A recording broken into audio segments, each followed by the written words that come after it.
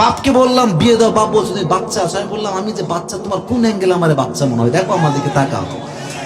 আব্বা বোঝে না যে ছাওয়াল তো বড় হয়ে গেছে, ছাওয়ালের বউ দরকার, ঠিক কেনা বলো যুবক। আবার বুঝতে চায় না, বলে যে তোর বয়স হয়নি, তুই এখন নিজের পায়ে দাঁড়া। আরে এটা কার পা? এটা আমারই পা। আচ্ছা এখন কথা থাকলো প্রতিষ্ঠিত হওয়া, যে প্রতিষ্ঠিত হওয়া পর্যন্ত বিয়ে করা যাবে না। আপনি पैरों पे खड़ा हो जाओ पहले।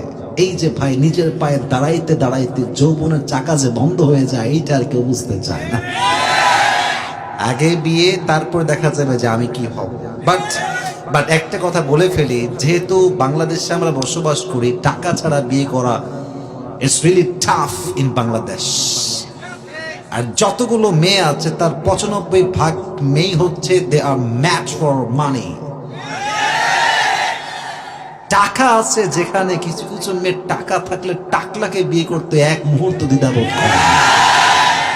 তো এক বাবাকে এক ছেলে বলছে, আব্বা জান এত সুন্দরী একটা মেয়ে আপনার, এ কার সঙ্গে বিয়ে দিলেন আপনি? इसके सर पे तो बाल नहीं है, মাথায় তো চুল নাই।